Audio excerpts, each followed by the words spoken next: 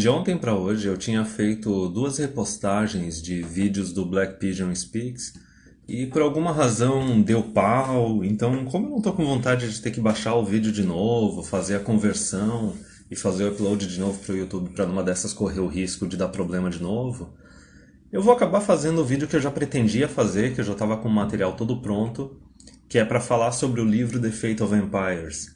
Eu fiz uma repostagem também de uma tradução que fizeram de um vídeo do Naked Ape. O cara nem é MGTOW nem nada disso, só que ele fez um vídeo muito resumido, de menos de 15 minutos, explicando um monte de problema que tem na sociedade hoje em dia por causa do comportamento feminino e por causa da participação delas na política. E aquele como o upload deu certo, eu vou deixar ele online, ele é bom pra caramba, ele não é necessariamente o conteúdo MGTOW, é bem aquele conteúdo que atrai gente mais pra MGTOW, atrai mais gente pra Manosphere. Mas enfim, tem vários links aqui nesse vídeo. E daí eu coloquei também as versões traduzidas e originais do Black Pigeon. E eu já tava com vontade de fazer esse vídeo já há mais tempo, porque eu li o livro há um tempo atrás, por causa dos vídeos do Black Pigeon, por causa dos vídeos do Naked Ape. Eu tinha separado já umas imagens assim para passar alguns parágrafos bem interessantes comparando com a nossa sociedade atual e o que ele explica no livro dele. E também porque o TFM ele fez uma análise assim com uma resposta pro Black Pigeon, que para variar o Black Pigeon ele não respondeu, mas eu vou chegar nesses detalhes. Então assim, o negócio é o seguinte, a gente tem esse autor, o John Bagot Glubb, é um cara lá da virada do século XIX para o século XX, o cara que participou do Império Britânico, era do exército, e daí ele saía viajando para as missões dele, assim, passava anos fora do país de origem dele. Só que daí a segunda formação dele, além de militar, era historiador. E daí, de forma resumida, ele começou a fazer uma análise das sociedades e ele viu que o jeito que a gente estuda a história é de uma forma muito superficial e muito fracionada. Basicamente, a gente estuda um pouco da história de um determinado país num espaço de tempo muito curto. A gente não vê como é que foi a ascensão e o colapso desse país. A gente não vê qual é a sociedade que existia antes de ter a ascensão desse país e qual a sociedade que surgiu depois, porque basicamente é um ciclo que, assim, uma sociedade tem a sua ascensão, o seu ápice, a sua queda, aí vem uma outra e toma um lugar. É como se no cenário mundial sempre existisse um império, ou mais de um império, assim, uns dois, três impérios que competem entre si.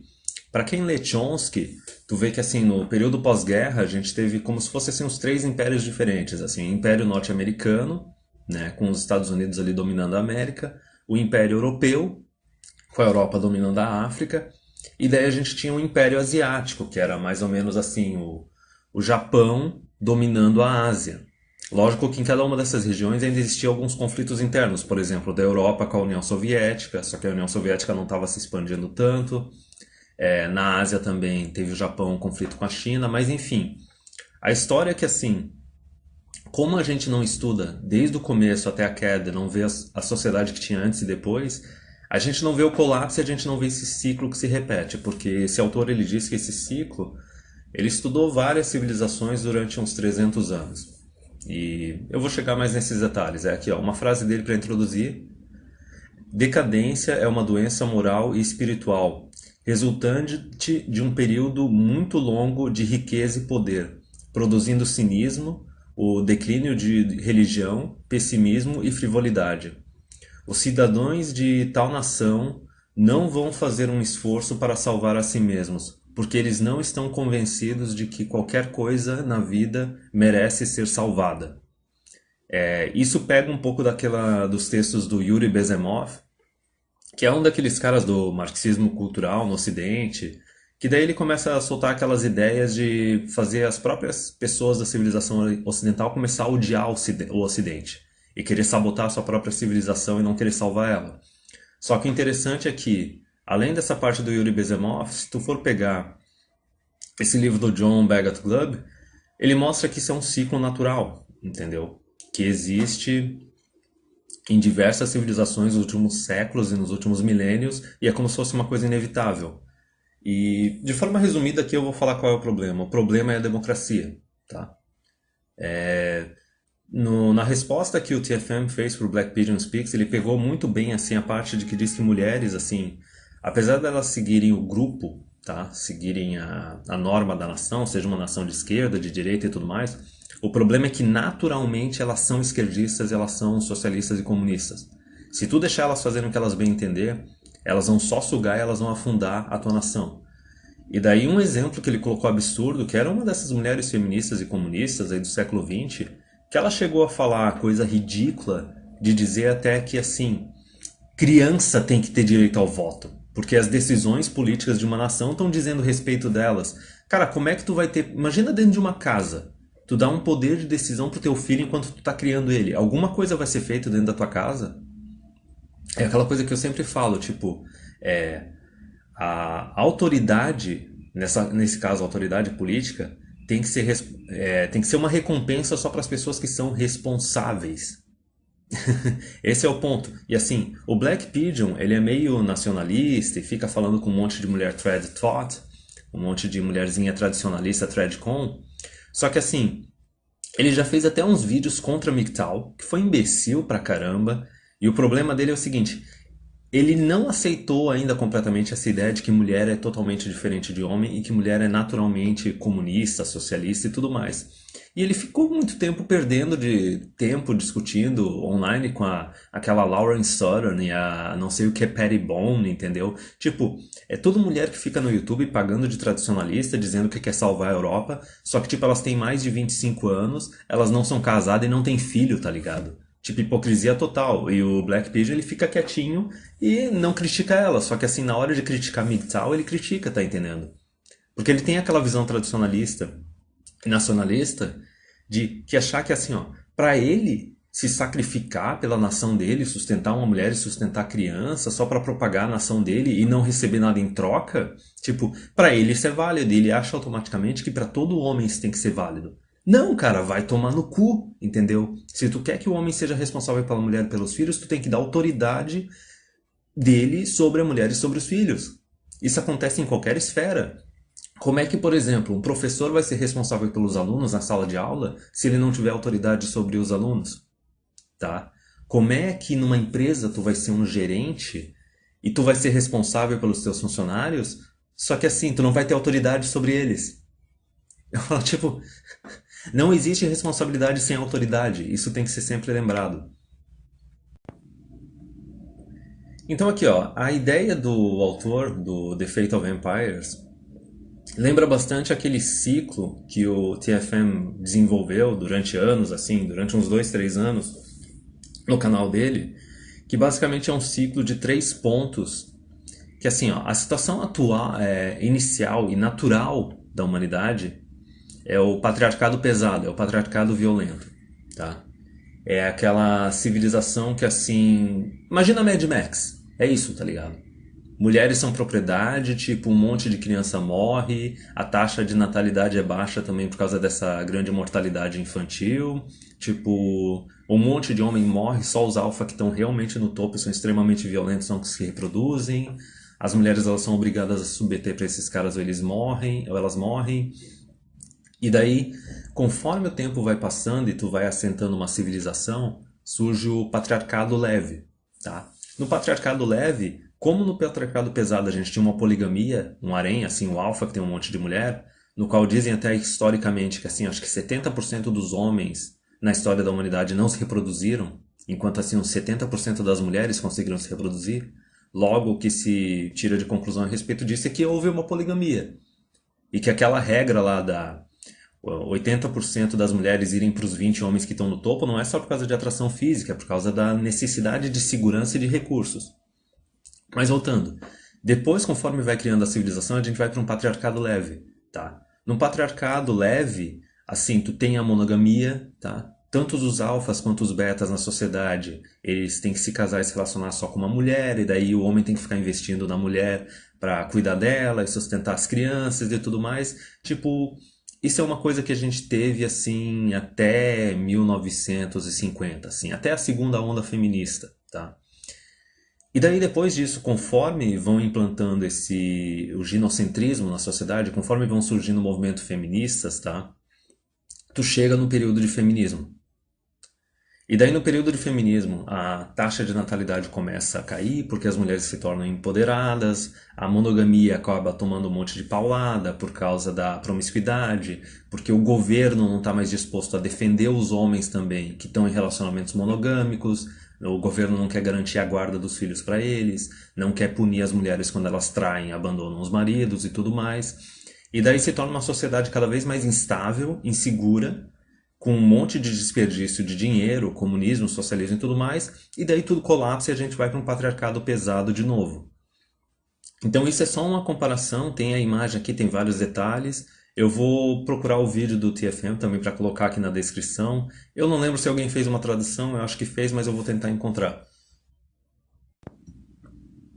Então assim, vamos lá, ó.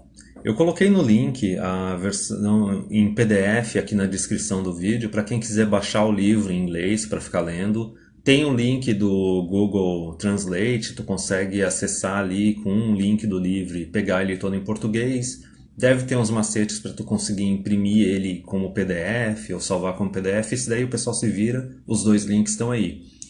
Eu achei um vídeo, da mesma forma como o Misandry Bubble, teve um cara que foi herói e basicamente ele leu todo o Misandry Bubble e colocou um vídeo no YouTube. E quem acompanha aqui o canal já sabe que tem aquele macete do YouTube para tu pegar a tradução automática.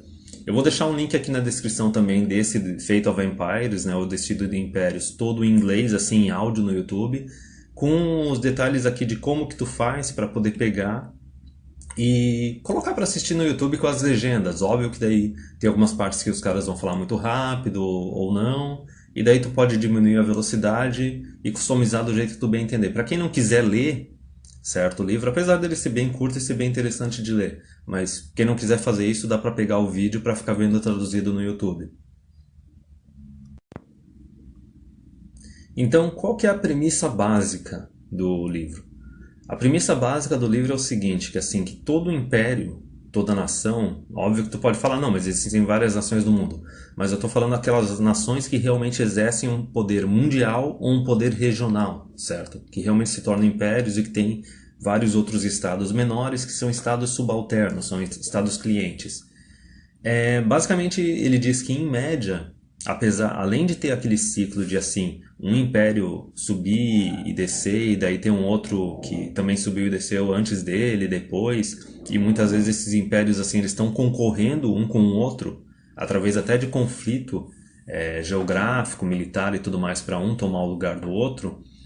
Basicamente, em média, cada império tem uma duração de 250 anos, ou seja, 10 gerações. Então a gente pode pegar assim, ó, o Império atual, mais conhecido, entendeu? Tu pode falar da União Europeia, só que a União Europeia está sendo uma experiência totalmente artificial, da mesma forma que a União Soviética foi, da mesma forma que a China comunista foi, e daí não se sabe, pode ser que muito provavelmente a União Europeia, ainda mais pra gente que acompanha a notícia, não chegue nem a durar 10 gerações, porque não foi um império natural, que surgiu naturalmente, o negócio foi forçado, entendeu? E está com um monte de problema hoje em dia. E o colapso dela está sendo bem mais rápido, para quem acompanha as notícias dos imigrantes na Europa, né? A islamização da Europa. Mas enfim, um império natural que a gente pode acompanhar. E conforme eu for lendo alguns parágrafos do livro, vai dar para fazer uma comparação bem específica, é os Estados Unidos. Os Estados Unidos eles surgiram lá em 1775, né? Era uma colônia, mas como império mesmo, república norte-americana, 1775. Então, se tu aplicar essa regra dos 250 anos, o negócio tá aí. A gente tá o quê? Tá em 2018, cara, 2025. Tem gente que já fala que a Seguridade Social lá nos Estados Unidos em 2020 vai acabar, entendeu? Os democratas estão querendo puxar tudo quanto é tipo de imigrante, seja legal ou ilegal, para ir para o país e fazer o máximo de assistencialismo e tudo mais para ficar comprando voto, porque eles querem se perpetuar no poder, só que eles não se tocam que, assim, além de ter o colapso econômico do próprio país, que daí, como é que tu vai manter um país a hora que não tiver mais orçamento para o exército ou para a polícia, entendeu? Como é que tu vai defender o Estado de Direito, a propriedade privada e tudo mais? Tem outra questão que os democratas estão começando a descobrir, que assim os europeus já descobriram, que tu pode até trazer uns imigrantes para tentar comprar voto deles e para tentar consertar o problema da taxa de natalidade e tudo mais. Só que esses imigrantes, eles não são leais, especialmente em um período de colapso do império. Eles chegam na tua nação, eles pegam assistencialismo, dinheiro público do teu país, só que daí na hora da eleição eles não vão querer votar num cara do teu país. Eles vão formar as unidades tribais deles e eles vão querer votar em representantes deles. Entendeu? Na Europa, tu tem várias cidades que tem prefeito muçulmano, que nem eu já falei várias vezes. Na Holanda, tu tem um partido muçulmano, que os candidatos, assim, homens, eles se recusam a debater com mulheres. E as mulheres ficam tudo triggered, quase chorando, falando que isso é um desrespeito e o cara não tá nem aí. E o detalhe é que a população muçulmana nessas regiões vai votar neles. E a hora que assim, como a taxa de natalidade desses imigrantes é maior que a população nativa, vai ser inevitável a dominação deles. Tá entendendo? Primeiro eles vão ter essa dominação à força em determinadas cidades, determinados bairros, e depois eles vão ter a completa dominação política, porque eles estão se reproduzindo mais. Porque, tipo, as mulheres imigrantes, elas são donas de casa, porque eles têm uma tradição mais patriarcal e tudo mais. Mas enfim, eu tô devaneando demais. Mas de resumo é isso. Cada império, além de ter uma sequência de um para o outro, ele dura em geral 10 gerações e daí ele possui alguns períodos. Então assim, a primeira era de império é a era dos pioneiros, tá? E é a era que faz assim a fundação do novo império. Nessa era dos pioneiros, assim, as gerações ou a geração dos pioneiros é uma geração trabalhadora, é uma geração que inova, é uma geração extremamente ambiciosa. No parágrafo do texto, eles falam assim, por exemplo, são grupos assim que não tinham tanta proeminência no cenário mundial daquela época ou daquela região e que de repente eles têm um boom de trabalho, de conquista militar e tudo mais. Por exemplo, um exemplo aqui que passam no livro são os imigrantes americanos que, assim, eles eram mal vistos pelos britânicos. Os britânicos se acharam melhores do que eles. E em poucas décadas, os Estados Unidos tomaram o lugar do Reino Unido. Outro exemplo que a gente pode ter aqui é dos árabes comparado com os persas, entendeu? Os romanos, assim, também em comparação com a Grécia. E um exemplo até que o Black Pigeon passa nos vídeos dele é, por exemplo, dos muçulmanos quando eles começaram a conquistar a Europa, lá no século 6, 7. Que, por exemplo, eles fizeram um vasto império, bem mais desenvolvido que a civilização europeia, do norte da África e do sul da Europa. E, pelo que ele fala no vídeo, eles com simplesmente 12 mil homens conquistaram a maior parte da Península Ibérica, chegando a dar até aquele negócio da Reconquista. Então, a primeira era a era dos pioneiros, que tem um boom geralmente por causa de um pessoal que é extremamente esforçado e ambicioso e através de conquistas militares, tá? E de descobrimento também, formação de colônias e tudo mais. Aí tu tem o segundo período, que é o período de conquista, tá? Que ele é mais especificamente só de conquista militar. E daí, por exemplo, aqui um exemplo que eles passam é do Califato Islâmico e o caso também dos mongóis. Se tu for pegar também os mongóis, é exatamente isso, é umas 10 gerações. E os mongóis não chegou a ter tanta aquela parte de trabalho, de ambição e tudo mais, foi militar com a tecnologia e os recursos que eles tinham. A parte, assim, outro exemplo aqui é o Império Romano também, que ele combinou e copiou um monte de modelo dos gregos. E daí a parte também do Império Britânico, que tinha aquela união tanto do comércio com a parte militar, e a parte assim dos Estados Unidos, assim, que não teve tanta conquista militar, só que trouxe um monte de imigrante, teve uma conquista assim com os índios, só que foi mais aquela parte de formação de colônias e tudo mais. Então assim, primeira era dos pioneiros, segunda era da conquista. A era da conquista ela que tem mais a parte militar, a era dos pioneiros tem mais aquela parte de ir para territórios desbravados e se esforçar pra caramba para tomar o seu lugar no mundo. A terceira era é a era do comércio. Depois que tu já tem aquela fundação da tua nação, do teu futuro império, e depois que tu tem aquela parte assim das conquistas militares, geralmente também com bastante expansão de território, tu tem a era do comércio, que é aquela era que assim, tu começa a absorver os frutos daquilo que foi construído anteriormente. Um grande exemplo disso é o Império Romano. O Império Romano na Europa, ele tem estradas que elas existem até hoje. Parece que no Império Romano, Stefan Molyneux fez uns vídeos a respeito. A população, na época da República, pagava pouquíssimo imposto. A população era rica pra caramba por causa da grande extensão de comércio e riquezas, diferentes riquezas econômicas que existiam. Então, assim, ó, a vantagem da era do comércio é o grande território que abre a nação para recursos naturais que existem em todo esse território, constituindo um grande bloco econômico, tá? As outras sociedades que existiam, que eram menores que o Império, elas possuíam um mercado bem menor. E daí não tinha como fazer comércio também, porque geralmente eram várias nações pequenas assim que tinham mais conflito militar entre elas. A partir do momento que tu não tem mais aquela conquista militar, não tem aquele desperdício de esforço e de vida humana, e tu pode partir para o comércio, as civilizações elas começam a enriquecer muito mais. Por exemplo, aqui, ó, o bloco do Império Romano. O Império Romano ele ia da Síria até o Reino Unido, no seu período de maior expansão. A outra era que tem a quarta é a era do intelecto, tá? Que assim, com a tua economia bombando e daí a competição que vai surgindo depois disso, não tem mais a competição militar, não tem mais a competição por recursos, aí tu tem a competição por inovações tecnológicas, grande desenvolvimento. Aí tu vê, por exemplo, assim, criação de universidades, tu chega naquele período assim que tem muito mais tecnologia sendo desenvolvida e assim, o estilo de vida das pessoas por causa dessas tecnologias começa a mudar com muito mais velocidade. Tu quer um exemplo bem claro disso? Pega mais ou menos o jeito que era século XIX. Como é que as pessoas viviam no começo do século XIX e como é que elas viviam no final do século XIX. Século XIX é aquele período que o pessoal começou com cavalo, com vela, com lâmpada de gordura de baleia e eles terminaram o século com carro movido a combustível, com carro movido a bateria, com lâmpada, com energia elétrica, com trilhos de trem que atravessavam continentes. E a outra questão é a seguinte, essa tecnologia começa a ser transferida também para os militares, consolidando ainda mais o poder deles. Então tu pode ver também a grande força que é o exército norte-americano, que não tem nenhum outro exército no mundo que consegue competir com ele, por enquanto.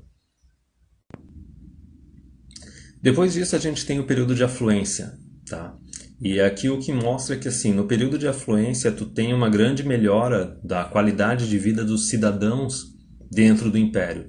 Tu pode pegar, por exemplo, nos Estados Unidos eles dizem que um norte-americano que consegue ganhar 30 mil dólares por ano, que é uma coisa baixa lá, ele está no 1% mais rico do mundo. Só que daí aqui, a outra coisa, isso daqui é uma interpretação lá do autor. Ele fala que isso, infelizmente, leva a uma grande diferença ainda maior entre os ricos e os pobres. Tu pode ver assim mais ou menos o surgimento não necessariamente só de milionários, mas por exemplo, o surgimento de bilionários, tá? E daí tu tem uma sociedade elitista que surge dentro do império que controla a maior parte dos recursos do império. Isso é uma coisa que pode ser vista hoje em dia. E assim, a gente tem aquela parte não só de recursos naturais, tá? A gente tem a parte de recursos tecnológicos. As grandes organizações, as grandes multinacionais que basicamente são donas de uma grande fatia da internet, tá? E assim, a outra questão é que assim, eles começam a querer manter o monopólio deles. Então assim, não é só aquela parte assim, a competição vai diminuindo e eles querem manter o monopólio deles. Então, tu pode ver como isso pode afetar também negativamente a parte da inovação. Tu vê que a sociedade ela chega num período bem alto e dela começa meio que a estagnar. E se tu for ver assim, da parte da tecnologia, cara, pega por exemplo assim TI. Se tu for ver assim desde ali de 2005, não teve tanta inovação assim como teve anteriormente. E daí o último período, né? Acho que é o quinto período, é a era da decadência, tá? Esse é o último e o estágio final de todos os impérios. Ele é marcado por uma diminuição das virtudes morais e dos princípios que geralmente são promovidos por um grupo superafluente e pela classe média. Então, assim, tu tinha aquelas virtudes, nacionalismo, responsabilidade e tudo mais, que eram, assim, as virtudes que criaram o império. e que foram surgindo, assim, sendo mantidas até um pouco antes ali do período de afluência, tá entendendo? E daí assim, ó, isso se torna a parte assim de querer mostrar a sua riqueza, tu pode ver isso através do materialismo, estilo de vida consumista, tá entendendo? E daí o detalhe é o seguinte, isso faz com que assim até as partes mais baixas da sociedade, quando elas começam a ver não só aquela diferença de riqueza que existia antes, só que assim tem aquele materialismo que é tipo escrachado. E tu consegue ver isso, por exemplo, na mídia, em filmes e em vídeos de música, assim, videoclipes e tudo mais a partir do ano 2000. Tu vê que antes do ano 2000 o negócio era um pouquinho mais recatado, entendeu? Depois tu começa a piorar mais. E daí, assim, por exemplo, uma comparação que ele faz assim, aqui no livro, é que ele diz que, assim, as classes mais baixas da sociedade, elas ficam mais propensas a se revoltar. Isso é uma coisa que tu pode ver, por exemplo, no Império Francês, na parte assim que resultou na Revolução Francesa, que daí depois, né, teve aquela parte do Napoleão, que foi uma outra tentativa de império que foi cortada bem na fonte, tá? E assim, ó, esse estado do império, do período de decadência, faz com que a maior parte dos impérios eles sejam destruídos por dentro, tá? Tu tem uma implosão que ela geralmente é instigada pelas classes menos privilegiadas da sociedade. Tu pode ver que isso daí abre portas para, por exemplo, Revolução Socialista, Revolução Comunista, tá?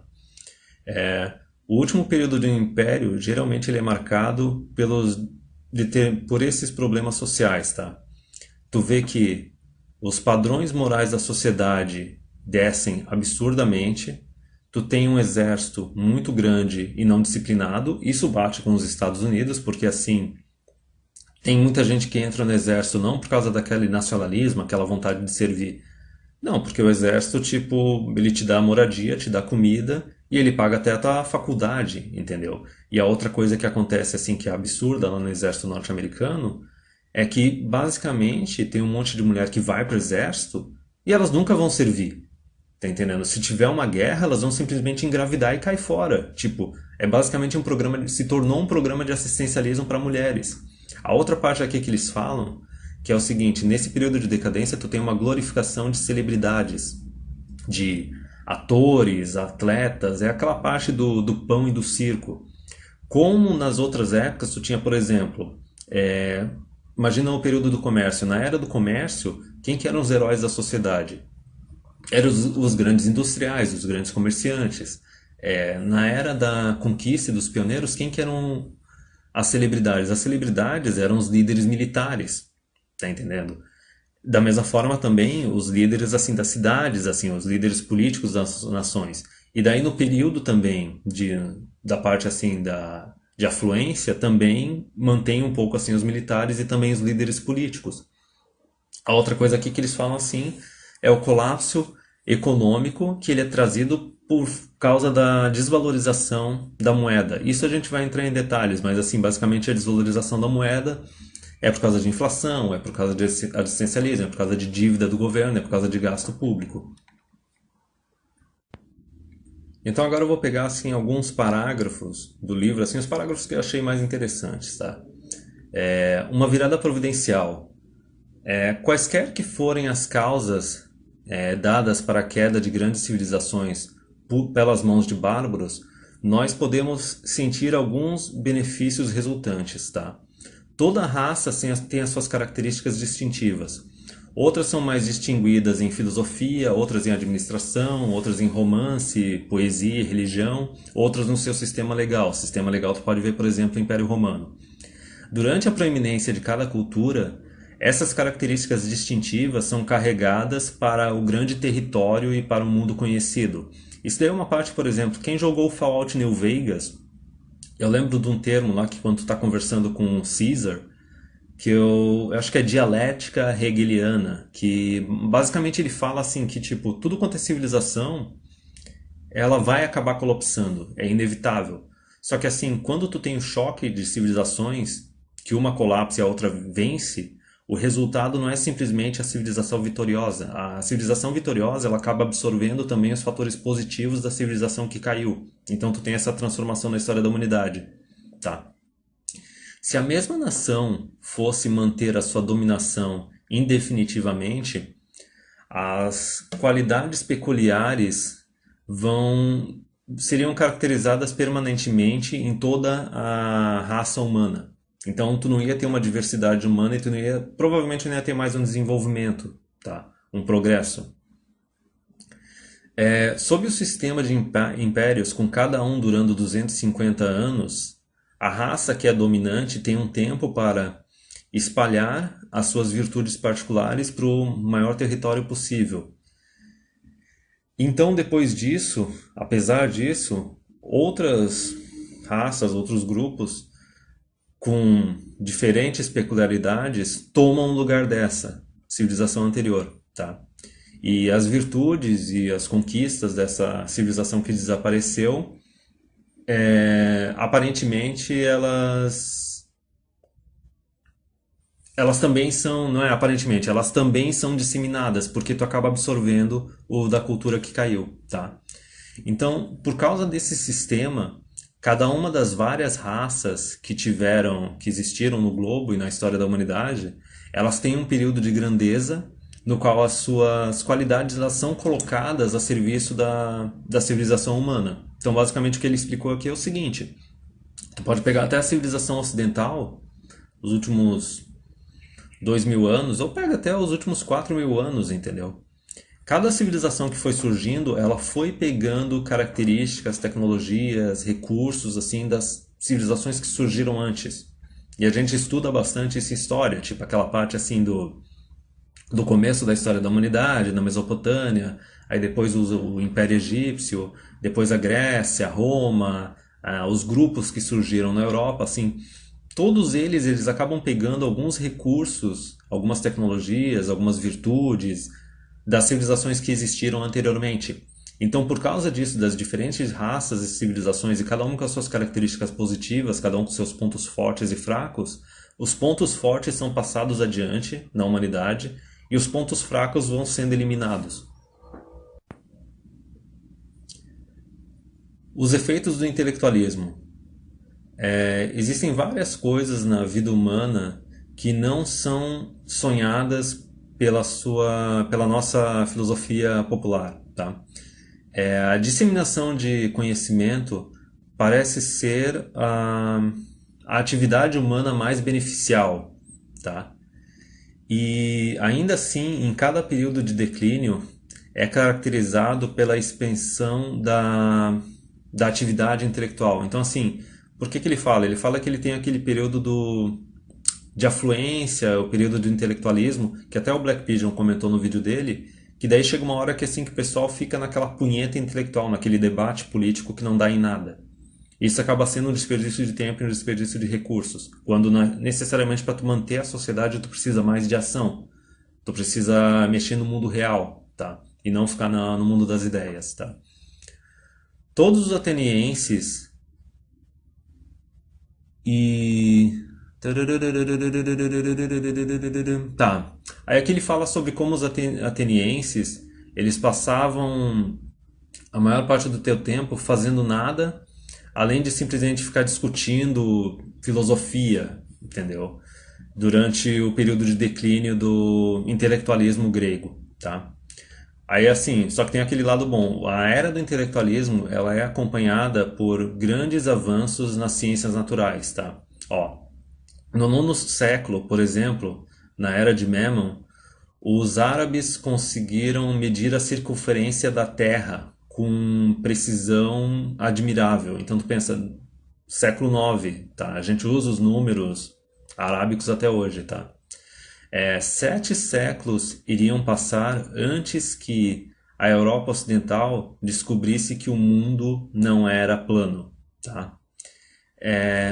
Menos de 50 anos depois, as descobertas científicas de Memnon, do Império Árabe, que tinha colapsado, tá?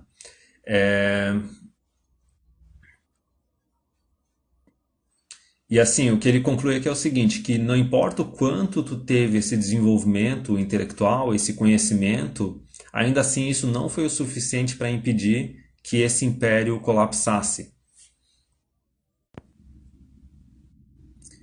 O fluxo de estrangeiros. Um dos fenômenos que se repetem em grandes impérios é a entrada de estrangeiros na capital city, tipo na cidade capital, por exemplo, no Império Romano e também nos outros impérios, tu tinha geralmente uma capital com uma grande população em comparação com o resto do império, especialmente quando tu tinha sociedades agrárias. E daí nessa capital um monte de imigrante começa a chegar, tá? Os historiadores romanos reclamavam com frequência a quantidade de asiáticos e africanos que residiam em Roma. Bagdá, no ápice do século IX, era internacional até mesmo em sua população. Persas, turcos, árabes, armênios, egípcios, africanos e gregos conviviam nas ruas. Na Londres de hoje em dia, isso quando o cara escreveu esse livro, eu não lembro quando é que foi, acho que foi na primeira metade do século XX. Na Londres de hoje em dia, cipriotas, gregos, italianos, russos, africanos, alemães e indianos se misturam uns com os outros nos ônibus e no metrô, tá? Tanto que isso se torna difícil encontrar um único britânico. Isso é uma coisa que falam de Londres hoje em dia, tá? O mesmo se aplica a Nova York, ainda mais em comparação, porque Nova York ela teve aquele grande fluxo de imigrantes a partir do século XX e também no século XIX. E todos eles formavam as suas comunidades. Então, por exemplo, tu pode pegar Chinatown. Chinatown é em São Francisco e também em Nova York tu tinha aquelas comunidades de pessoas da Europa Oriental e as comunidades italianas e irlandesas e tudo mais. Esse problema não consiste em nenhum tipo de inferioridade de uma raça em comparação com as outras. É simplesmente a diferença entre elas, tá? Na era do primeiro outburst, da primeira implosão e da subsequente era da conquista, que é a era dos pioneiros da conquista, a raça geralmente ela é mais ou menos homogênea etnicamente, é a mesma etnia, a mesma raça, tá? Essa situação facilita o sentimento de solidariedade e companheirismo. Porém, nas eras de comércio e de afluência, todo tipo de sangue estrangeiro flui na grande cidade. As ruas são ditas como se fossem pavimentadas com ouro, entendeu? Isso é aquela coisa que é passado para os imigrantes e para as outras nações que fazem parte do império. Eles dizem que a riqueza da capital era absurda. Isso é uma coisa que tu vê em tudo quanto é filme, documentário e série, assim, por exemplo, que mostra Roma. Tipo, como Roma era afluente naquela era da antiguidade. Na maior parte dos casos, a grande cidade também é a capital do império. A multidão cosmopolita é a base do império e que exerce e influência política. Tá. Eles exercem influência política simplesmente por causa do grande número da população, a quantidade de gente que vive na capital. Por exemplo, se tu for ver em 2016, quando teve a eleição do Trump, tem um pessoal que acompanhou assim a votação online e tudo mais em tempo real, mas depois foram compartilhados na internet os mapas. E daí assim, ó, por que o voto lá nos Estados Unidos, diferente do Brasil, ele é o voto distrital? Existe uma razão para isso. Porque assim, se tu for ver nos Estados Unidos ali na eleição do Trump contra Hillary em 2016, tu vê que o centro dos Estados Unidos votou no Trump, nos republicanos. Só que o centro dos Estados Unidos tem uma população menor. São cidades menores, tem a parte agrícola, tem a indústria e tudo mais. Enquanto assim, na costa leste, Nova York, e na costa oeste, Califórnia, Los Angeles e tudo mais, votaram massivamente nos democratas. E assim, a maior parte da população está nas duas costas. Então assim, se não fosse o voto distrital nos Estados Unidos, a Hillary teria sido eleita. Por que isso está errado? Porque é o seguinte, tanto a costa leste quanto a costa oeste, ela é dominada pelos democratas e atrai população por causa dos programas de assistencialismo, por causa do subsídio, por causa da galera que se desloca para lá para viver do dinheiro público. E daí, como foi mostrado aqui no livro, tu acaba formando uma massa cosmopolita que quer simplesmente exercer dominação sobre o resto do país. E eles têm grande influência política. Se tu tiver o voto, assim, em números, eu não lembro qual é o termo, né? Que daí é simplesmente quem receber mais voto vai ganhar. Todo o resto da população, todas as outras regiões do país, iam ficar sendo oprimida por causa dessa galera, por causa dessa massa. Então por isso que tem que ter o voto distrital relativo ao território. Porque senão essa massa que está na capital ou nas capitais vai mandar e oprimir o resto da população. Isso é uma coisa, por exemplo, que acontece aqui no Brasil. Aqui no Brasil tu tem uma grande massa populacional no Nordeste e no Sudeste e basicamente são eles que mandam no país. O que é uma grande sacanagem, porque tinha que ter um voto distrital, porque, por exemplo, o pessoal do Centro-Oeste e o Norte tá ferrado, porque eles têm um território do cacete, só que eles têm uma população menor para cuidar desse território e eles têm que ficar obedecendo e dando satisfação para a massa de gente que tem no Nordeste e no Sudeste. Isso não é só simplesmente algum tipo de preconceito regional, não. O próprio pessoal do Nordeste tá ferrado na mão da própria população do Nordeste, porque a maior parte da população tá na região litorânea. Então o pessoal que está no interiorzão do Nordeste tá ferrado, porque também eles têm que cuidar de um território grande pra caramba, passam as necessidades deles e tudo mais, só que simplesmente é o pessoal que está nas grandes cidades do litoral que simplesmente mandam na vida deles. Continuando aqui, ó, a segunda ou a terceira geração de imigrantes estrangeiros pode parecer estar totalmente assimilada, tá?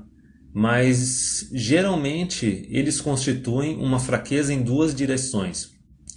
Primeiro, a natureza humana básica deles geralmente é diferente da natureza humana da população original do Império. É aquela coisa que eles falam das características, aptidões, valores e tudo mais, tá? Na raça imperial que existia anteriormente, tá? Ah, não, assim, ó, se a raça imperial que existia anteriormente era lenta e teimosa, os imigrantes eles podem vir de raças mais emocionais, tá? Dessa forma, introduzindo rixas que podem surgir nas políticas nacionais, mesmo se eles parecerem ser leais à tua sociedade. Então é aquele negócio, por exemplo, que eu falei da entrada dos imigrantes na Europa, tá? Eles entram, aí tem a segunda, terceira geração, assim, eles podem falar o idioma, seguir as leis e tudo mais, só que eles têm valores diferentes, eles têm religiões diferentes, eles têm objetivos diferentes. E eles não são tão leais à nação, ao império, quanto a raça que existia ali anteriormente, a que criou o império, tá?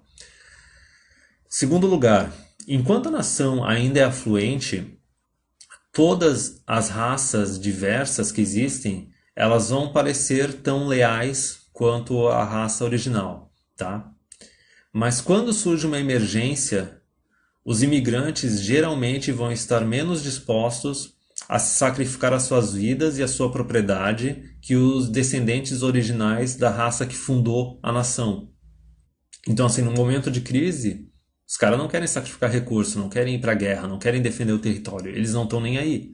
A lealdade deles original, dos imigrantes, é com o grupo deles, não com a nação para onde eles se deslocaram, tá? Terceiro lugar, os imigrantes, geralmente, eles têm uma tendência maior a formar as suas próprias comunidades, protegendo os seus próprios interesses, tá? E colocando em segundo lugar os interesses da nação como um todo. Isso é o que a gente vê que está surgindo na Europa, isso é uma coisa que a gente vê também nos Estados Unidos. Terceiro, os imigrantes... Tá, beleza. Quarto, muitos dos imigrantes estrangeiros vão pertencer às raças que originalmente foram conquistadas ou absorvidas pelo Império. Enquanto o Império está vivendo o seu período de ápice de prosperidade, todas essas pessoas são orgulhosas e gratas por terem se tornado cidadãos imperiais. Mas quando o declínio começa a surgir, É extraordinário como a memória de guerras antigas, que ocorreram talvez anteriormente, são suddenly são bruscamente revividas, tá? E movimentos locais ou provinciais aparecem exigindo secessão ou independência. E outra coisa também, às vezes assim, é aquela dívida histórica, né? Que eu vou entrar nesse detalhe. Algum dia esse fenômeno, sem dúvida, vai aparecer agora no monolítico e autoritário Império Soviético. Então, isso é da época que o cara escreveu o livro. É amazing, é de se surpreender por quanto tempo os sentimentos providenciais podem sobreviver. Então, assim, por exemplo, uma coisa aqui que acontece, tá? Quando está no período de afluência, quando está no período do ápice do império, tudo quanto é imigrante vai para lá, por exemplo, tu pega Estados Unidos. Todo mundo, os negros, os latinos e tudo mais, o pessoal ia para lá e usava a bandeira dos Estados Unidos. Falava assim, não, eu sou americano, entendeu? Eu sou americano e italiano, assim, até na época da Segunda Guerra, entendeu? Então o pessoal tem orgulho. Só que assim, a partir do momento que o negócio começa a cair, aí não, aí começa aquele negócio, não, não, não, peraí, eu sou afro-americano, não, não, peraí, tem a dívida histórica. Não, não, peraí, a gente tem que se separar. Então, na época do Oba-Oba, todo mundo fica junto. Só que é aquela união artificial. A hora que o negócio começa a colapsar, aí o pessoal tira sua máscara e mostra quem é de verdade, que a lealdade deles é com a tribo deles, é com o grupo deles, tá? Exemplos históricos desse fenômeno são scarcely needed, não são tão necessários, tá? The Idol, a massa romana que tipo não trabalhava e tinha um apetite infinito pela distribuição gratuita de comida e pão e jogos, a política do pão e circo, entendeu? O apetite que a massa romana, principalmente na capital romana, tinha pela política do pão e circo é notória, tá? E totalmente diferente do espírito romano que estava associado com a população no começo da República, no período de guerras, tá entendendo? Do período dos pioneiros e do período da conquista. Então isso mostra como na duração do Império os valores, o comportamento, os objetivos, o estilo de vida da população acaba se modificando. Não só por causa da acomodação da própria população original, que acaba se tornando hedonista e tudo mais, mas também por causa da entrada dos imigrantes e por causa desse melting pot de raças e civilizações, assim, de sociedades diferentes que surgem no Império. Que parece que eles estão unidos, só que na verdade eles não estão unidos. Cada um está defendendo o seu interesse no longo prazo. A hora que a água começa a bater na bunda, a hora que o Império começa a colapsar, tipo aquele kumbaya de todo mundo cantando juntinho num círculo e dizendo que todo mundo é membro do Império, cai. Eles começam a defender só os grupos deles. Frivolidade. Conforme a nação declina em poder e riqueza, o pessimismo universal gradualmente começa a existir na população e o declínio se acelera. Não existe nada em comparação com o sucesso, e na era da conquista e do comércio, a nação era carregada triunfalmente adiante com a onda da sua própria autoconfiança. A República Romana repetidamente teve, né, prestes a ser extinguida. Em 390 a.C., quando os gauleses saquearam a cidade, em 216 a.C., na Batalha de Canaã. Mas os desastres não conseguiam mover a resolução dos romanos iniciais. Porém, nos estágios posteriores do declínio romano, o império ele era extremamente pessimista e isso tirava a própria resolução, a própria capacidade de resistência da população. A frivolidade é a companhia frequente do pessimismo.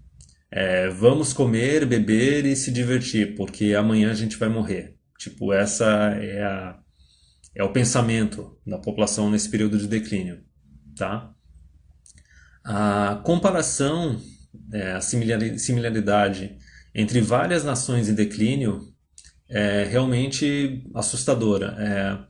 A massa romana que nós vimos exigia alimento grátis e jogos públicos, né? Jogos gratuitos, entendeu? Shows de gladiadores, corridas de carroças e eventos atléticos. Isso era a paixão deles. Os caras não queriam saber de trabalhar, entendeu? No Império Bizantino, as rivalidades entre os verdes e os azuis no hipódromo é, chegava à importância de ser uma grande crise. É uma coisa, por exemplo, que o Black Pigeon Speaks coloca no vídeo dele, que assim, a população para, uma coisa que eu acho absurda, por exemplo, quando tem Copa. A população simplesmente para, o pessoal para de trabalhar para assistir a porra do jogo. Tá entendendo? E aqui Desert é feito sobre a população. Até o pessoal que trabalha com bolsa de valores, a parte de economia, eles dizem que assim, ó, tu quer negociar tua dívida, tu quer comprar ações, espera o time do teu país perder. Tipo, a hora que o time do teu país perder, isso vai ter um efeito no mercado. Isso aconteceu esse ano, e daí tu pode fazer umas compras e pode fazer umas negociações melhores por causa do pessimismo da população. Tá, mas assim, ó, julgando pelo tempo e o espaço que é direcionado para esses eventos, eventos de jogos e tudo mais, na mídia e na televisão, futebol e beisebol são as atividades que hoje em dia tomam a maior parte do interesse do público no Reino Unido e nos Estados Unidos, tá? Os heróis das nações em declínio são sempre os mesmos: o atleta, o cantor e o ator. A palavra celebridade hoje em dia é usada para designar o comediante ou o jogador de futebol, não o político, o general ou o gênio literário. O declínio árabe. Na primeira metade do nono século, Bagdá aproveitou o seu ápice como a cidade mais rica e a melhor cidade do mundo. Em 861, apesar disso, o calife reinante Mutawakil foi assassinado pelos seus mercenários turcos, que colocaram em prática uma ditadura militar, que durou por 30 anos.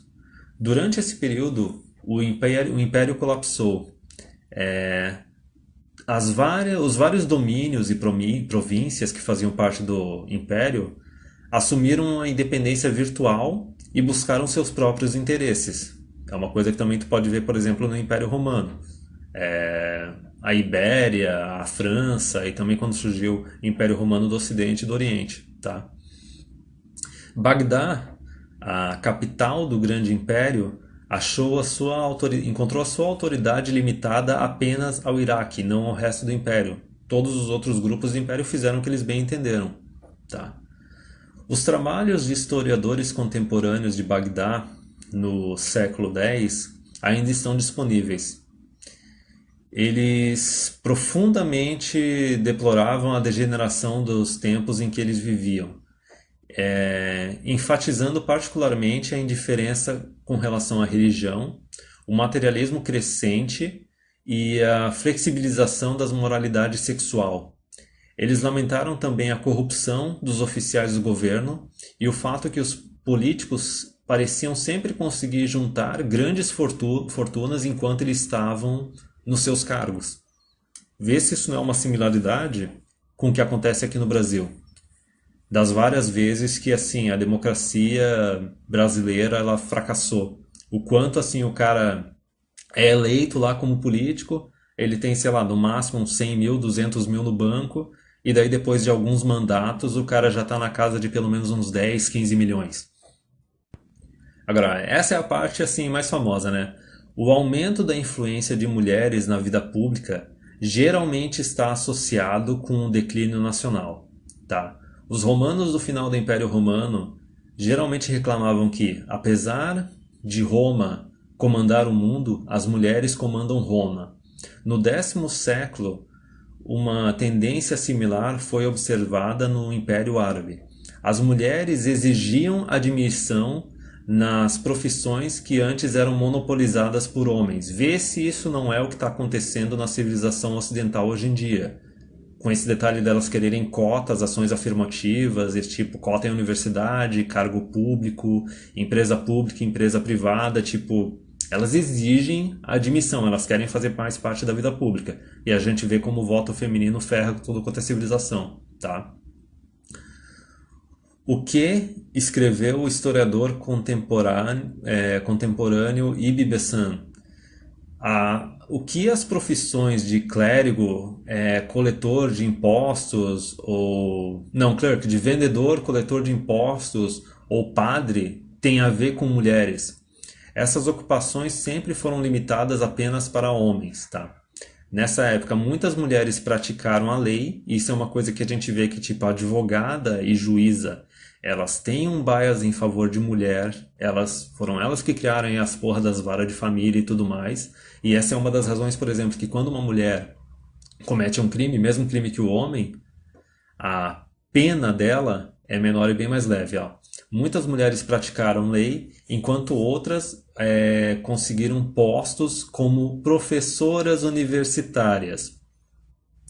Houve uma agitação pelo apontamento de juízas mulheres, que, apesar de tudo, parece que não obtiveram sucesso. Quer dizer, lá tentaram colocar até mulheres para serem juízas. A gente já colocou, entendeu? Isso é uma coisa que eu falo geralmente. Por exemplo, o pessoal diz assim, como é que a Europa, os Estados Unidos, ele tá tão pior do que a gente nessa questão do feminismo? Tem uma questão bem básica, tá? Na Europa e nos Estados Unidos, desde lá da década de 60, da segunda onda feminista, como eram países que tinham mais recursos, os caras desde aquela época eles começaram a colocar em prática cotas para mulheres e ações afirmativas para mulheres, tá? Especialmente em universidades. A parte assim de cota e ação afirmativa para mulher em política foi uma coisa que surgiu bem depois. Mas assim, eles colocaram bastante isso em universidades, tá? E daí é que abre as portas do inferno, entendeu? Porque assim, na Europa, nos Estados Unidos, Canadá, Austrália, esses países, pelo fato deles terem implementado cotas para mulheres em universidades há uns 50, 40 anos atrás, isso fez com que teve uma grande entrada maciça delas, não necessariamente só no setor privado, tá? Na esfera pública, nos cargos políticos e nas instituições públicas. Então é por isso que assim, o feminismo nessas outras regiões é bem mais sangue nos olhos, porque assim, essas mulheres simplesmente elas receberam de mão beijada essas posições de poder e começaram a usar esse poder delas para querer ferrar com a sociedade, tá? Continuando. Logo após esse período, o governo e a ordem pública colapsou. Os invasores estrangeiros tomaram o país. O resultado foi um aumento em confusão e violência que fez com que não fosse seguro para as mulheres andarem sem escolta nas ruas, com o resultado que esse movimento feminista colapsou. Então vê assim a similaridade que tem desse parágrafo com o que está acontecendo com a Europa atualmente. E assim, ó, quem foi que exigiu assim que o país simplesmente absorvesse imigrantes e desse assistencialismo para eles? Quem é que vota na esquerda? Quem é que é naturalmente comunista e socialista, que isso é uma coisa que o Black Pigeon não reconhece? São as mulheres. São elas que votaram pelo colapso da Europa, tá entendendo? E por que elas conseguiram fazer isso? Por causa daquelas cotas, por causa das cotas que colocaram essas mulheres em posições públicas que elas não tinham que ter acesso. É que nem, por exemplo, aqueles países da Europa que assim, eu acho que são os países nórdicos. O Ministério da Defesa desses países é ocupado por mulher que não tem nem experiência militar, cara. Tipo, é uma piada. Se isso não é um sinal de fraqueza para as outras civilizações que estão querendo tomar o lugar delas, eu não sei o que mais que é. A raça mestre, né? A Master Race. As pessoas das grandes nações do passado geralmente imaginavam que a sua proeminência no mundo fosse durar para sempre. Roma, para os seus cidadãos, parecia estar destinada para ser a senhora do mundo. Tá? Os califes Abbasside de Bagdá declararam que Deus apontou eles para dominar, né, rule, para comandar a humanidade até o dia do julgamento. 70 anos atrás, muitas pessoas da Grã-Bretanha, isso de quando o livro foi escrito, né, acreditavam que o Império fosse durar para sempre. Provavelmente esses 70 anos atrás deve ser 1880, por aí, antes da Primeira Guerra. Apesar de Hitler ter falhado no seu objetivo, ele declarou que a Alemanha iria comandar o mundo durante milhares de anos. Sentimentos como esses são publicamente expressados sem nenhuma derisão, mostram que, em todas as eras, a ascensão e a queda regular de grandes nações passou desapercebida. As simples estatísticas provam que a rotação de uma nação para outra ocorre em intervalos regulares. Essa é a parte que ele fala, por exemplo, que a cada 250 anos surge um império e outro. E todos eles, no período de ápice deles, eles acham que eles estão destinados para durar para sempre. The Belief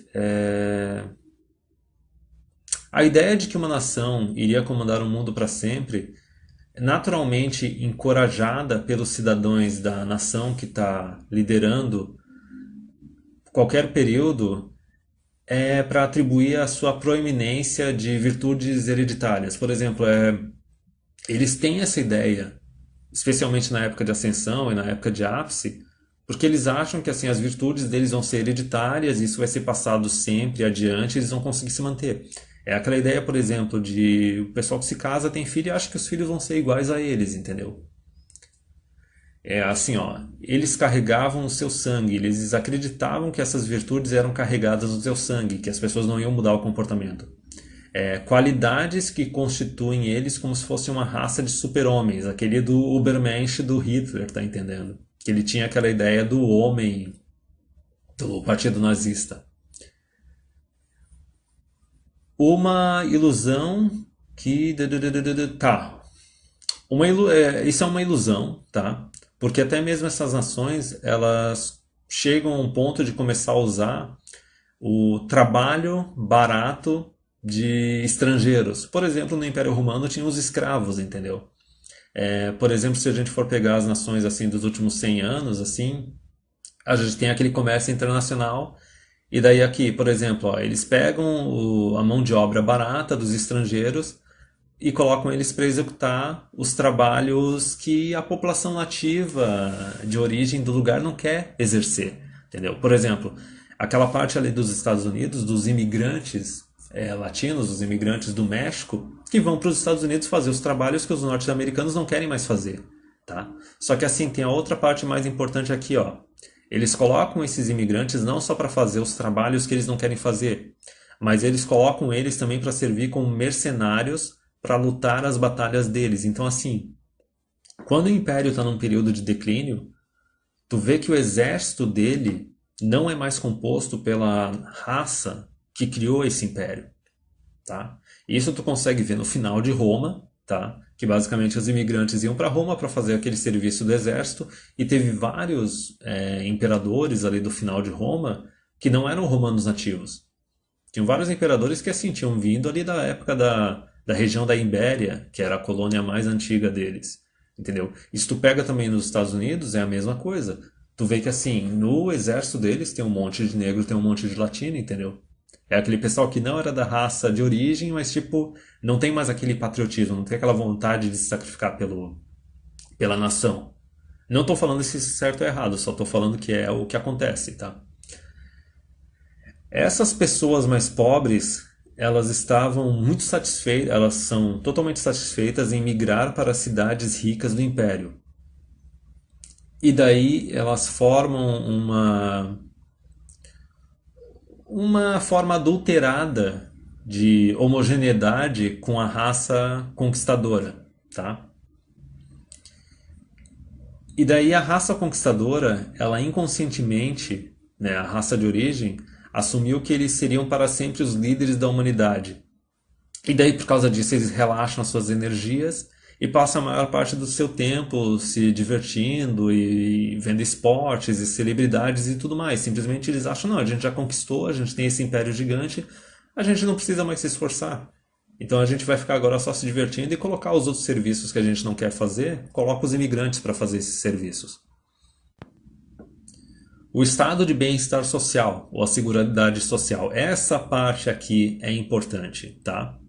Quando o estado de seguridade social foi primeiramente introduzido no Reino Unido, tá? Ele foi reconhecido, anunciado como um grande marco na história do desenvolvimento humano, tá? A história, apesar disso, sugere que na era de declínio de uma grande nação é uma era em que geralmente mostra-se uma tendência à filantropia e uma simpatia com as outras raças, tá? Tu vê isso hoje em dia na civilização ocidental, o pessoal que é branco que odeia ser branco, tá ligado? O pessoal que fica falando abertamente que a raça deles tem que ser destruída, que as outras raças são melhores. Isso tu tem aquela representante política que tá no vídeo do Black Pigeon Speaks, tá? Essa fase pode não ser contraditória com o sentimento descrito no parágrafo anterior, tá? A raça dominante tem o direito de dominar o mundo, tá? Pois os cidadãos da grande nação aproveitam o papel de Lady Bountiful. Lady Bountiful é tipo o seguinte, é aquela pessoa que tem tanto dinheiro, tanto recurso, que tipo, agora ela vai pagar de boazinha dando recurso para os outros, distribuindo para os outros. Isso daí tu vê, por exemplo, nas mulheres na Europa, que simplesmente querem um sistema de seguridade social absurdo para simplesmente ficar sustentando os imigrantes, tá? No próprio vídeo do Naked Ape que eu coloquei aqui na descrição, ele mostra que assim, geralmente a mulher, quando ela não é casada e não tem filho, ela geralmente ela é mais comunista, mais socialista, e ela quer que o governo dela fique dando dinheiro público, fica dando recurso para esses outros grupos, tá? Ao longo que mantenha o seu status de liderança, a população imperial ela está disposta a ser generosa e até mesmo condescendente. É aquela ideia do coitadismo, tipo, a gente tem que ajudar determinada raça porque eles não são tão bons quanto a gente, tá? Os direitos de citizenship, assim, os direitos de cidadão são generosamente dados para todas as raças, até mesmo para aqueles even those former subjects, tipo, né, tá, pula.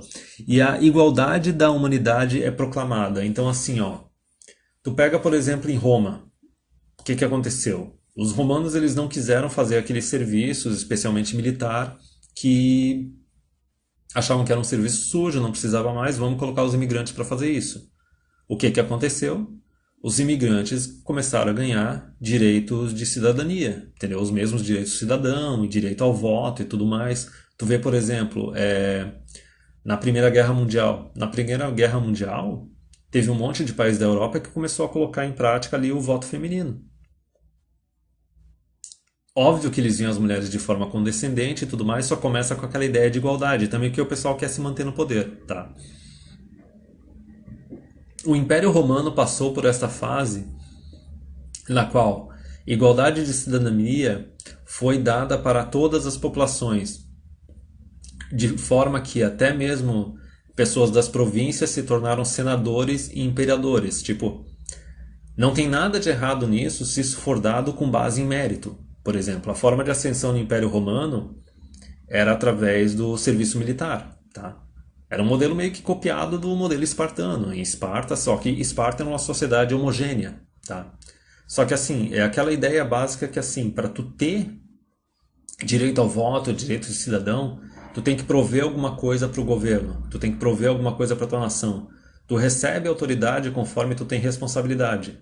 Só que daí um problema assim que começa a surgir é que assim começa a dar problema de cidadania, direitos de cidadania para quem não contribuiu, para quem não está contribuindo. Começa a dar direitos de cidadania tipo para mulher que é dona de casa, para mulher que não trabalha, tá entendendo?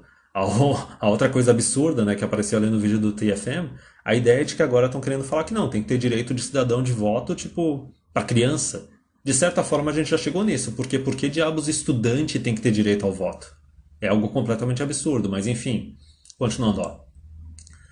O Império Árabe de Bagdá também era igualmente e talvez até mais generoso. Durante a era de conquistas, os árabes puro sangue constituíram uma classe dominante, mas no no nono século, o império estava completamente cosmopolita com aquela mistura de várias raças, de várias culturas, tá?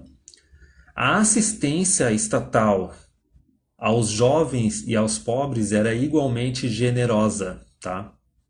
Estudantes de universidade recebiam grants do governo, basicamente bolsas, para cobrir as suas despesas enquanto eles estavam recebendo educação superior. Então pensa, nono século, bolsa de estudo no nono século, tá entendendo?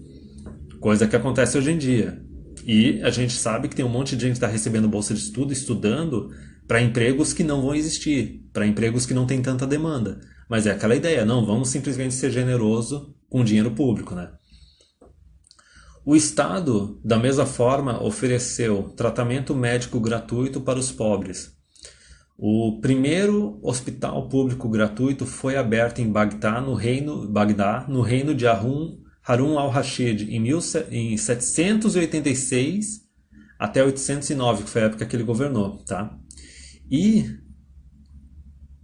Under his son, pelo filho dele, Mamun, os hospitais públicos e gratuitos apareceram por todo o Império Árabe, da Espanha até onde é conhecido hoje como Paquistão. A impressão de que o Império vai sempre ser automaticamente rico faz com que o Império comece a gastar de forma absurda na sua própria benevolência. Até um momento em que a economia colapsa, as universidades são fechadas e os hospitais caem em ruína. O Brasil não é tanto um império assim, só que tu acha que isso já não está acontecendo com as universidades? Tu acha que isso já não está acontecendo com os hospitais? A gente tem aquela Constituição de 88, 89, que deu tudo quanto é tipo de direito pro cidadão brasileiro e criou aquele país das maravilhas, só que a gente ou nunca teve recurso suficiente para ter esse serviço público, entre aspas, gratuito, como também tem outra coisa que acontece, que é o seguinte, a população corrupta começa a pegar essas instituições e começa a usar elas para se enriquecer.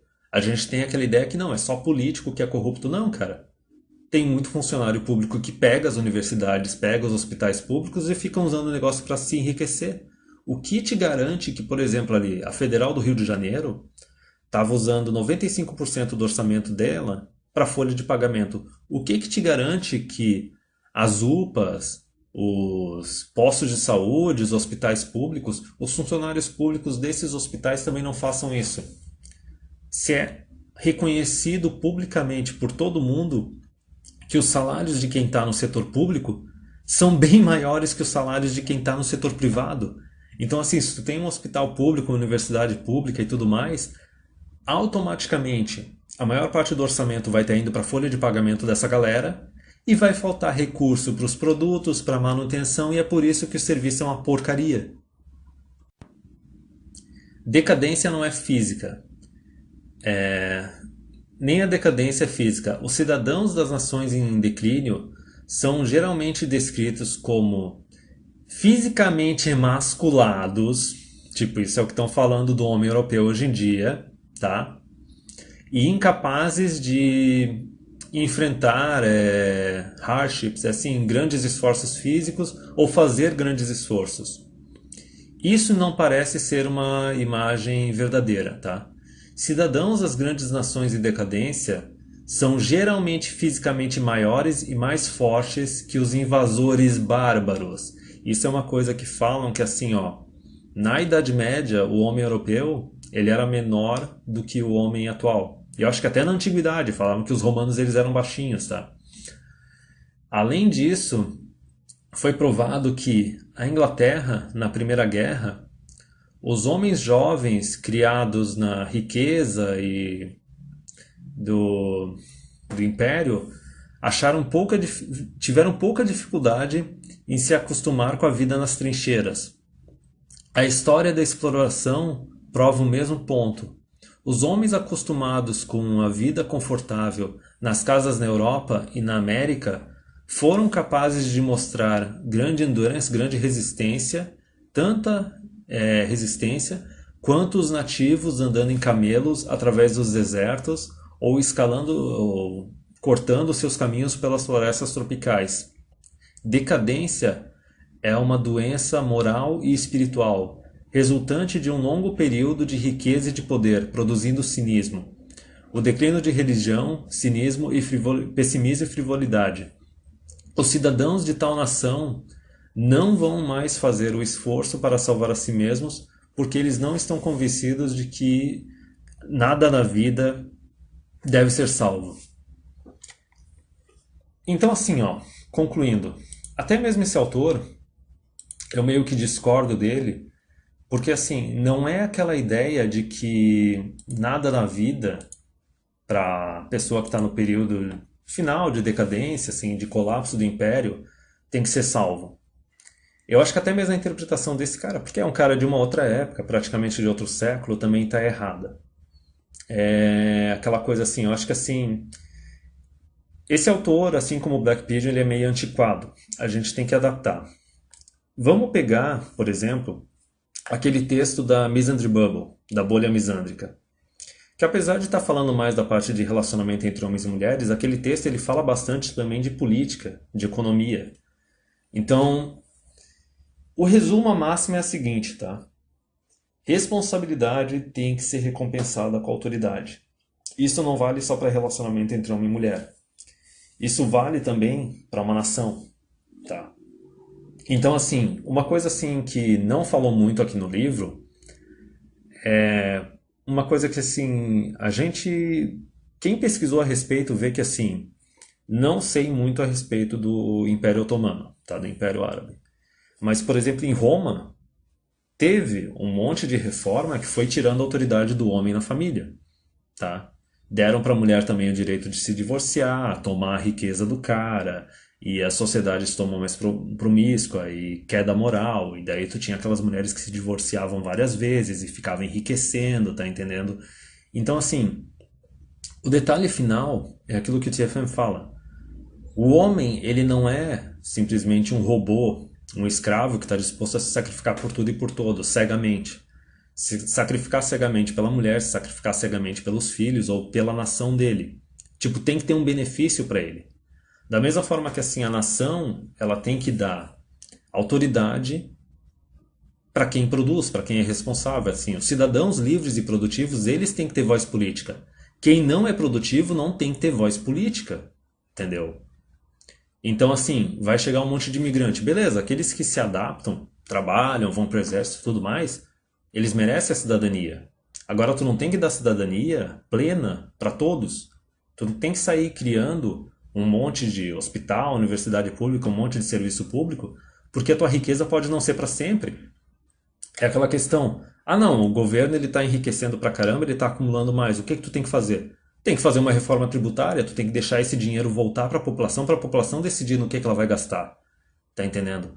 A responsabilidade, a produtividade da população tem que ser recompensada com autoridade. Entendeu? Beleza, a gente está produzindo mais, beleza, então vai ficar mais do nosso dinheiro para a gente decidir no que a gente vai fazer. Tá entendendo? Então isso assim, é a esfera política e a esfera econômica. Na esfera das famílias é a mesma coisa. Entendeu? Se tu for ver assim, ó, tem muitos textos que surgiram desde aquela parte lá da crise dos imigrantes na Europa, que é o seguinte: ah, o homem europeu ele está emasculado, ele não está querendo defender a nação, ele não está querendo defender a mulher europeia. Só que o detalhe é o seguinte, que nem o pessoal o cara que escreveu o Misandry Bubble falou. A nação ela está disposta a dar autoridade para esses homens? Ela está disposta a defender esses homens? As mulheres estão dispostas a respeitar e se submeter a esses homens que elas querem que sejam responsáveis por elas? Não estão, tá entendendo? O governo não está te apoiando. O governo não está te respeitando. As mulheres não estão te apoiando. As mulheres não estão te respeitando. Tá entendendo? Os políticos também, se tu for pegar de Sun Tzu, a arte da guerra, eles não são um líder que inspira a tua lealdade, que faz com que tu queira se sacrificar por eles ou pela nação. Então, assim, eu não digo que é um cinismo, eu não digo que é um pessimismo, tá? O que eu digo aqui de conclusão, apesar de ter muita coisa interessante nesse livro, é o seguinte: no período de pioneiros, no período de conquista, no período de comércio, tu não tem aquela ideia de que tipo tem que ter igualdade em todo mundo, tu não tem aquela ideia que tem que dar direito de cidadão para todo mundo. Quem era visto como a celebridade naquela época? Era quem produzia coisa real. Era o líder político que tinha sucesso e tinha lealdade da população, tá? Era o grande comerciante que conseguia gerar emprego e tudo mais. Era o líder militar que conseguia defender o território e conquistar novos territórios, entendeu? Era tudo gente que estava produzindo, era gente que tinha mérito. Esse pessoal, ele tinha autoridade, ele tinha cidadania.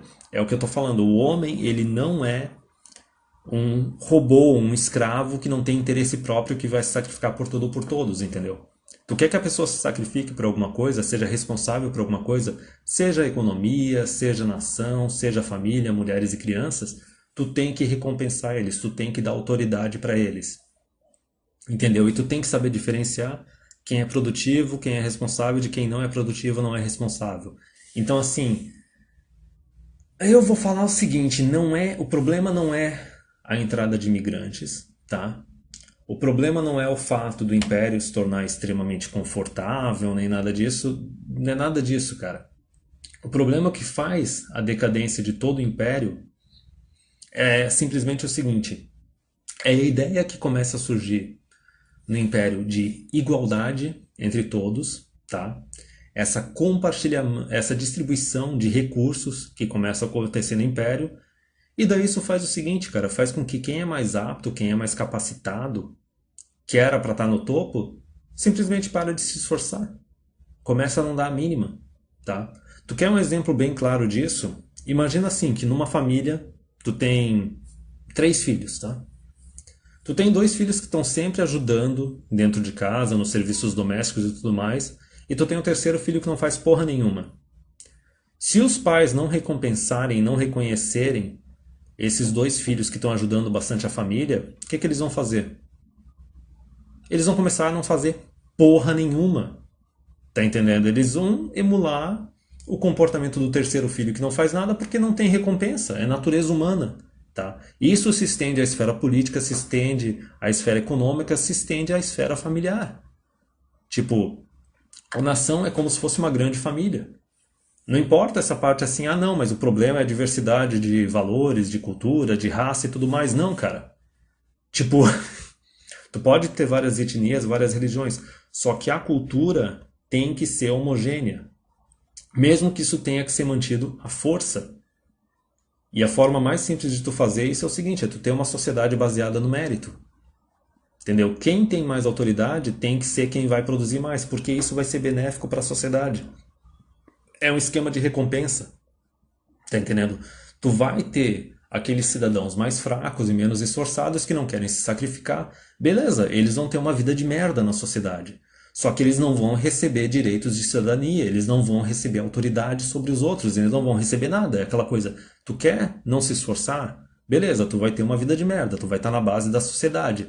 Só que o pessoal que quer se esforçar, que quer alcançar aquela mobilidade social, esse pessoal tem que ser incentivado a isso, tem que ser recompensado com autoridade, com cidadania, porque é esse pessoal que vai fazer bem para a sociedade como um todo e vai fazer ela avançar. Então, na minha opinião, os impérios eles caem porque eles perdem essa ideia.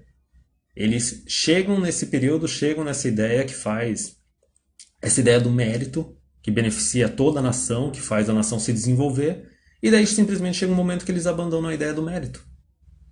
Outro exemplo, por exemplo, é numa empresa. Numa empresa, se tu tem um cargo lá que tem um grande grupo, e daí quem se esforça não é reconhecido. Daí os funcionários de merda, assim, tipo, estão lá, ninguém critica eles, recebem o mesmo salário da pessoa que se esforça pra caramba, o que que vai acontecer? Vão parar de se esforçar. A ideia final é essa, entendeu? Então, assim, foi bastante coisa nesse vídeo, acho que ele tá bem longo, mas a ideia principal que eu queria passar era isso, tipo, a meu ver os impérios eles colapsam porque eles abandonam ou param de reconhecer a natureza humana, tá?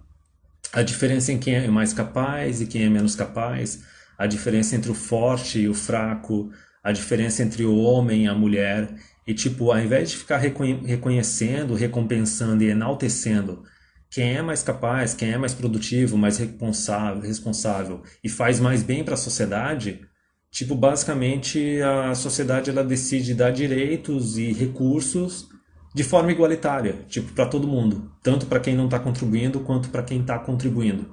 Isso faz com que o pessoal que fazia a sociedade funcionar defendia ela, fazia a manutenção dela, protegia e tudo mais, esse pessoal simplesmente abandona o barco. E daí essa sociedade cai. E daí uma outra sociedade que ainda está naquele período de meritocracia, de reconhecer aqueles que fazem mais bem pela sociedade, dando poder e autoridade para eles, essa sociedade chega com o ímpeto e com o impulso delas e simplesmente domina a sociedade que está enfraquecida.